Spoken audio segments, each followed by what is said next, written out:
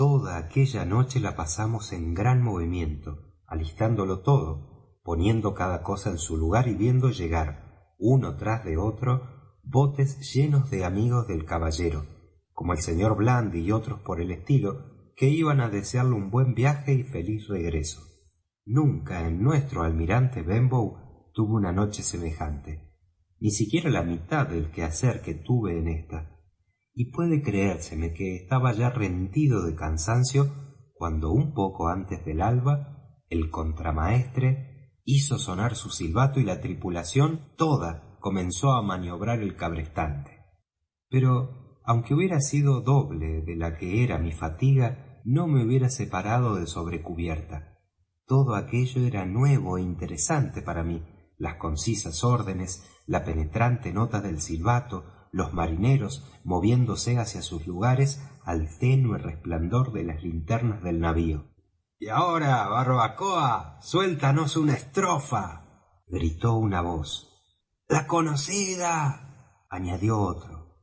—Vaya por la vieja conocida, camaradas —dijo Silver, que estaba allí de pie, con su muleta bajo el brazo, y al punto prorrumpió en aquella horrible cantinela que me era tan conocida. 15 son los que quieren el cofre de aquel muerto. A lo cual la tripulación entera contestaba en coro: 15 son, yo, 15 son, viva el ron. Y a la tercera repetición del coro empujó las barras del cabrestante al frente de ellos con gran brío, mas aun en aquel momento de excitación ese canto lúgubre me trasladaba con la imaginación en un segundo a mi vieja posada del almirante Benbow, en la cual oía de nuevo la voz de aquel capitán sobresaliendo sobre el coro entero. Pero muy pronto el ancla estaba ya fuera y se la dejaba colgar, escurriendo junto a la proa. Pronto se izaron también las velas, que comenzaron a hincharse suavemente con la brisa, y las costas y los buques empezaron a desfilar ante mis ojos de uno y otro lado, de tal manera que, antes de que hubiera ido a buscar en el sueño una hora de descanso, ya la Española había zarpado gentilmente, empezando su viaje hacia la isla del tesoro. No es mi ánimo referir todos y cada uno de los detalles de ese viaje. Básteme decir que fue en extremo próspero, que nuestra goleta dio pruebas de ser una buena y ligera embarcación, que los tripulantes eran todos marineros experimentados y que el capitán entendía muy bien lo que traía entre manos. Pero antes de que llegásemos cerca de las costas de la isla del tesoro, acontecieron 2 o 3 cosas que es indispensable referir para la inteligencia de esta narración. Arrow, el piloto, pronto se volvió mucho peor de lo que el capitán había temido. No tenía la menor autoridad sobre los marineros, los cuales hacían con él lo que mejor les acomodaba. Pero no era esto lo peor, sino que 1 o 2 días después de nuestra partida comenzó a presentarse sobre cubierta con los ojos inyectados, los pómulos enrojecidos, la lengua torpe y todas las señales más evidentes de la embriaguez. Una vez y otra se le tuvo que mandar a la cala, castigado. Algunas veces se caía rompiéndose la cara, otras se echaba el día entero en su tarimón al lado de la toldilla. Como una reacción que duraba 1 o 2 días, se le miraba sobrio y listo a atender a su trabajo, por lo menos pasablemente. Pero entre tanto, nosotros no podíamos averiguar en dónde tomaba lo que bebía. Este era el secreto misterioso de nuestro buque. Nuestra vigilancia redoblada y multiplicada nada pudo. Fue inútil cuanto hicimos para descubrirlo. Solíamos preguntárselo abiertamente y entonces una de dos: o nos reía a las barbas si estaba borracho, o nos negaba tercamente que se embriagase si acontecía que estuviera en su juicio, protestando que no probaba nada que no fuese agua. No solamente era inútil en su calidad de oficial de buque y pésimo como fuente de malas influencias entre los hombres de la tripulación, sino que se veía muy claramente que, al paso que iba, muy pronto acabaría por matarse contra todo derecho. Así es que nadie se sorprendió ni se apenó mucho tampoco cuando en una noche muy oscura en la que la mar parecía menos sosegada que de costumbre, el hombre aquel desapareció sin que hubiéramos vuelto a verle más. «Hombre al agua», dijo el capitán. «Enhorabuena, señores. Esto nos ahorra la molestia de tener que mandarle poner grillos». La cosa es que, desaparecido él, nos encontrábamos enteramente sin piloto, y era preciso, en consecuencia, ascender a uno de los tripulantes. Job Anderson, el contramaestre, era el más apto de los de a bordo. Así fue que, aunque conservando su título primitivo, pasó a desempeñar el cargo de piloto. El señor Trelawney, que había estudiado la marina y viajado mucho, como se recordará, tenía conocimientos que le hacían muy útil en aquellas circunstancias, y realmente los puso en práctica, ejerciendo la vigilancia propia del piloto en los días en que el tiempo era propicio. En cuanto al timonel, Israel Hands era un viejo y experimentado marino, cuidadoso y astuto, de quien podía uno fiarse en todo y para todo. Era éste el gran confidente de Silver, cuyo nombre me lleva a hablar de nuestro cocinero, Barbacoa, como la tripulación lo llamaba. A bordo de la embarcación cargaba éste su muleta, suspendiéndola al cuello por medio de un acollador, a fin de tener ambas manos libres y expeditas lo más que podía. Era digno de llamar la atención el verle acuñar el pie de su muleta contra la abertura de alguna tablazón y, apoyándose en ella, despachar bonitamente su cocina, como podría hacerlo algún hombre sano y completo en tierra. Pero todavía era más extraño verle en los días de tiempo más malo atravesar la cubierta. Veíasele trasladarse de un lugar a otro, ya usando su muleta, ya arrastrándola tras sí por medio del acollador, tan rápida y expeditamente como pudiera hacerlo un hombre que tuviera el uso de sus dos piernas. Y sin embargo, algunos de los marineros, aquellos que ya habían hecho otras travesías con él, decían que daba lástima el verle tan abatido.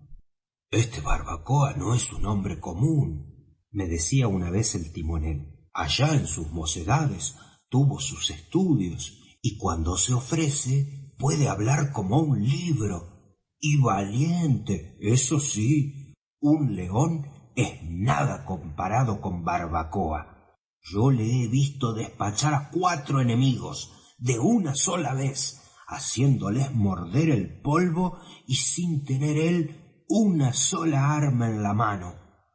Toda la tripulación le respetaba, y aún puedo decir que le obedecía.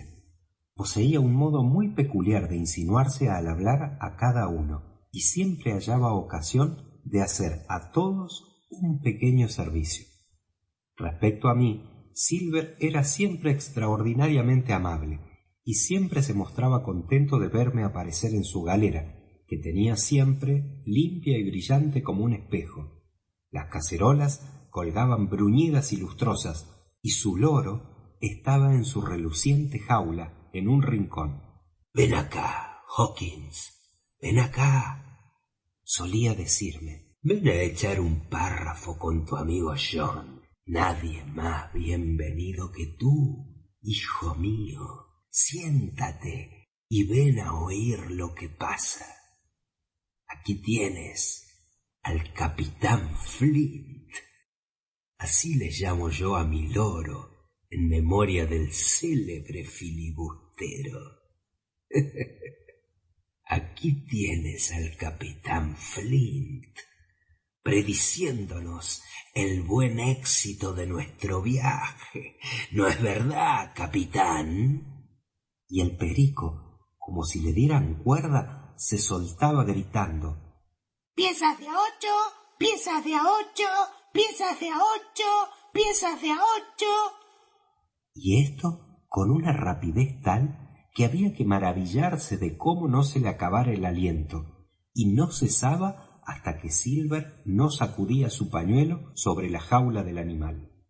Ahora bien, Hawkins, allí donde lo ves, ese pájaro debe tener ya lo menos 200 años. Casi todos ellos son poco menos que eternos, y yo creo, respecto de que solamente el diablo habrá visto más atrocidades y horrores que él. Figúrate que fue del capitán England, del célebre y gran pirata England. Ha estado en Madagascar y en Malabar, en Surinam, en Providencia y en Portobelo. Asistió a la exploración y repesca de los buques cargados de plata, echados a pique, y allí fue donde aprendió su refrán de piezas de a 8, lo cual no es muy de maravillar porque figúrate, Hawkins, que se sacaron de ellas más de 350.000. Concurrió también al abordaje del virrey de las Indias, cerca de Goa, y al verle ahora, se creería que entonces estaba recién nacido. Pero ya has olido la pólvora, ¿no es verdad, capitán? ¡Prepárate para el zafarrancho!, gritó el animal. Este animalito es una joya, añadía el cocinero, alargándole trozos de azúcar que sacaba de sus faltriqueras.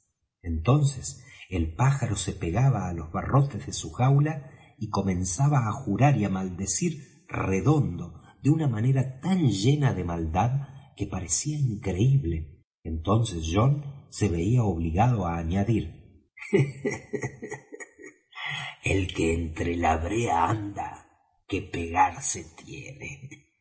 Aquí tienes, si no, a este inocente animalito mío, jurando como un desesperado, y no por eso lo debemos acusar. Puedes creer que lo mismo juraría, vamos a decir, delante de monjas capuchinas y frailes descalzos. Y John entonces se tocaba su melena de aquel modo solemne y peculiar que él tenía y que me confirmaba a mí en la creencia de que aquel era el mejor de los hombres. En el entretanto, el caballero y el capitán continuaban todavía sus relaciones en términos muy poco amistosos. El caballero no hacía gran misterio de sus sentimientos, sino que menospreciaba claramente al capitán. Por su parte, jamás hablaba sino cuando le dirigían la palabra, y aun en esos casos, corto y seco y brusco, y ni una palabra inútil. Reconocía cuando se le llevaba a un rincón que había estado injusto y equivocado acerca de su tripulación, que algunos de sus hombres eran tan vigorosos y aptos como él pudiera desearlos, y que todos se habían conducido hasta allí perfectamente bien. Por lo que respecta a la goleta, estaba el hombre enamorado de ella, y solía decir: siempre está lista para enfilar el viento, con más docilidad y ligereza que si fuera una buena esposa complaciendo a su marido. No obstante, añadía, todavía no estamos de vuelta en casa, y repito que no me gusta esta expedición. A estas últimas palabras, el caballero volvía la espalda y se ponía a recorrer la cubierta, dando a aquel hombre al diablo como de costumbre. Una chanzoneta más de ese hombre y un día de estos estallo, solía decir. Tuvimos un poco de mal tiempo, lo cual sirvió para probarnos las buenas cualidades de la Española. Todos y cada uno de los hombres de a bordo parecían contentos, y la verdad es que hubieran pecado de sobra de exigencia si hubiera sido de otra manera, pues tengo para mí que jamás tripulación alguna estuvo más mimada y consentida desde que el patriarca Noé navegó en su bíblica arca. Con el menor pretexto doblábase el ron cotidiano y el pudding de harina en días extraordinarios, por ejemplo, si el caballero sabía que era el cumpleaños de alguno de los marineros, y nunca faltaba un barril de buenas manzanas, abierto y colocado en el combés, para que se despachara por su mano todo aquel a quien le viniera el antojo de comerlas. Nunca he visto cosa buena salir de tratamientos parecidos hasta ahora, decía el capitán al doctor Livesey. Al que cuervos cría, estos le sacan los ojos. Esta es simplemente mi opinión. Sin embargo, cosa buena resultó del barril de manzanas, como se verá muy pronto, que a no haber sido por él, nada nos habría prevenido a tiempo y habríamos todos perecido a manos de la traición y de la infamia. He aquí lo que sucedió. Habíamos hasta entonces navegado a favor de los vientos alisios para ponernos en dirección de la isla que buscábamos. No me es permitido ser más explícito, y a la sazón bajábamos ya en sentido opuesto, manteniendo una asidua y cuidadosa vigilancia de día y de noche. Aquel era ya el último día, según el más largo cómputo presupuesto para el viaje, y de un momento a otro, aquella noche, o a más tardar la mañana siguiente, antes de mediodía, deberíamos llegar a la vista de la isla del tesoro. Nuestra proa enfilaba al sur-suroeste, y llevábamos una firme brisa de baos, con un mar muy quieto. La española se deslizaba con seguridad, sumergiendo en las ondas de cuando en cuando su bauprés y produciendo con él algo como pequeñas explosiones de espuma.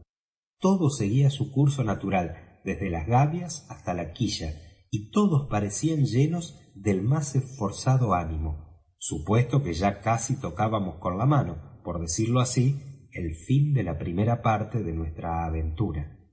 En tales condiciones, y ya mucho después de puesto el sol, cuando mi trabajo del día estaba concluido y ya me iba en derechura a mi camarote para dormir, ocurrióseme el deseo de comer una manzana. Subí sobre cubierta. La vigilancia estaba toda a proa, como es natural, en espera de descubrir la isla. El timonel observaba la orza de la vela y se divertía silbando alegremente.